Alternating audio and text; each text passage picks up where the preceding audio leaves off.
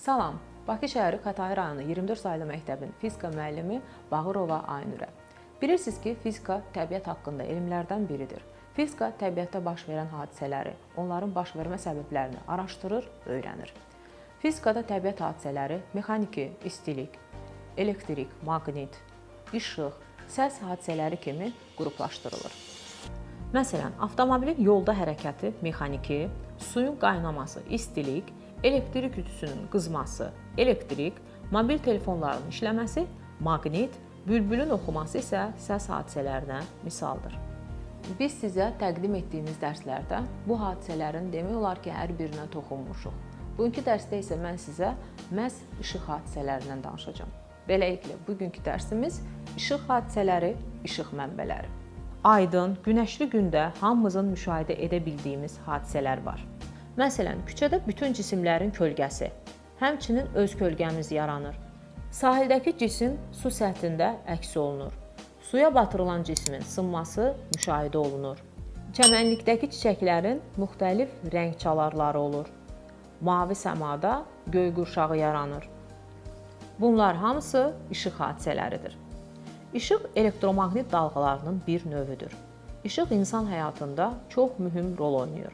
Günəşdən gələn işıq yerdəki bütün canlıların həyatını təmin edir.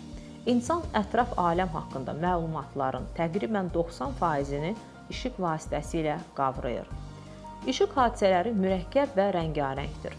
İşıq şüaları əks olunur və sınır, bir-birini gücləndirir və zəiflədir. Maneələrdən əyilir, əşyaları qızdırır, elektrik cəryanı yaradır, xəstəlikləri müalicə edir və s. Fizikanın işıq hadisələrini öyrənən bölməsi optika adlanır. Optika Yunanca optos görünən deməkdir. İşıq nədir? Qədim Yunanların təsəvvürlərinə əsasən işıq gözdən çıxan xüsusi maddədir. Göz həmin maddəni ixtiyari cismə doğru yönəldir və o cismə toxunmaqla görmə hissi yaradır.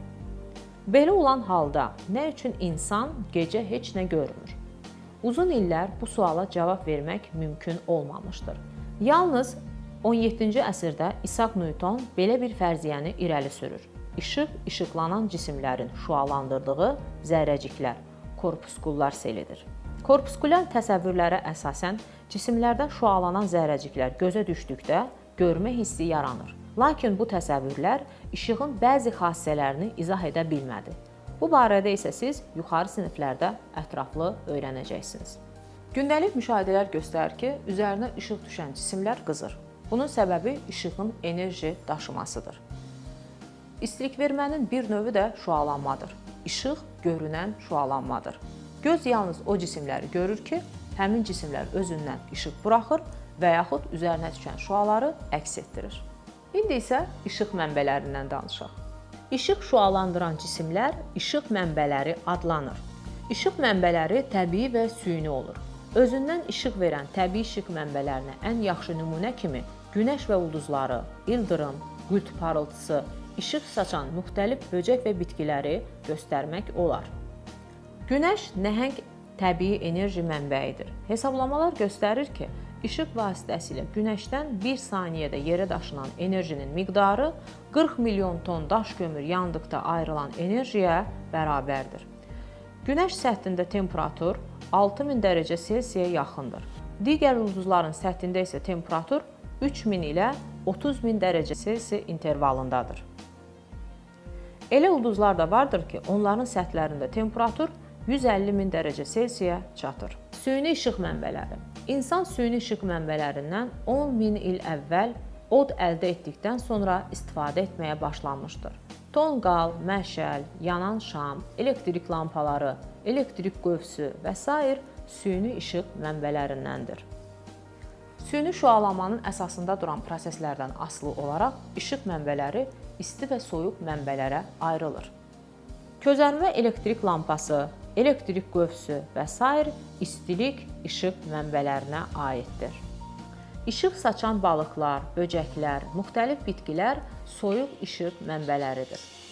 Elə cisimlər vardır ki, onların səthinə işıq şüaları düşdükdə onlar işıq mənbəyinə çevrilir. Belə cisimlər fotolüminofor, onların işıqlanması isə fotolüminessensiya adlanır. Latın sözü lümen işıq deməkdir. Fotolüminiforlardan reklam işıqlarında geniş istifadə olunur. Yol nişanlarında və xüsusi geyimlərdəki lüminifor maddəsi avtomobil faralarından düşən işıq şüalarının təsiri ilə işıqlanaraq sürücülərə çox yaxşı görüntü yaradır, hərəkətin təhlükəsizliyini təmin edir. Müasir işıq mənbələrindən biri də lazerdir. Televiziya və təbabətdə, maşın və cihaz qayırma sənayesində, hərbi texnikada, metrologiya və ya astrofizika tədqiqatlarında lazer əvəzolunmaz işıq mənbəyidir. İşıq mənbələri yaradılması baxımından təbii və süni, istilik baxımından isə isti və soyuq mənbələr kimi qruplaşdırıldı. Ölçülərinə görə isə işıq mənbələri iki cür qruplaşdırılır: nöqtəvi və qeyri-nöqtəvi işıq mənbələri. Nöqtəvi işıq mənbəyi. İşıq mənbələri müxtəlif ölçüdə olur. Məsələn, cib fənərinin lampasındakı közərmə telinin uzunluğu 1 sm-dən kiçik, günəş diskinin radiusu isə 1.500.000 kilometrdir. Lakin işıq mənbəyinin görünən ölçüsü yalnız onun xətti ölçüsündən deyil, müşahidəçidən bu mənbəyə qədər olan məsafədən asılıdır. Məsələn, bəzi ulduzların xətti ölçüsü günəşdən dəfələrlə böyükdür. Lakin onlar yerdən çox-çox uzaqda yerləşdiklərindən biz bu göy cisimlərini nöqtə şəklində görürük. Bizim üçün hündür elektrik dirəklərindən asılan lampa, günəş və ulduzlar nöqtəvi işıq mənbəyidir. Eyni bir işıq mənbəyi bir müşahidəçiyə nəzərən nöqtəvi olsa da, digərinə nəzərən qeyri-nöqtəvi ola bilər. Məsələn, işıq hadisələrini öyrənərkən kiçik lampanın işıqlanan teli iki lövhəsinə nəzərən nöqtəvi işıq mənbəyi qəbul edilə bilər. Lakin ona bir lövhəsinə nəzərən nöqtəvi işıq mənbəyi kimi baxmaq olmaz. Verilmiş şəraitdə ölçüləri nəzərə alınmayan işıq mənbəyi nöqtəvi işıq mənbəyi adlanır. İşıq nöqtəvi mənbədən bütün istiqamətlərdə yayılır. Beləliklə biz bugün işıq hadisələri haqqında ilkin təsəvvürlər aldıq. Hansı hadisələri işıq hadisələri adlandırırlar? İşıq nədir? İşıq mənbələri nədir? Hansı işıq mənbələri var və onlar bir-birindən nə ilə fərqlənir? Bu suallara cavab verməyə çalışdıq. Beləliklə dərsimiz sona çatdı. Sağ olun.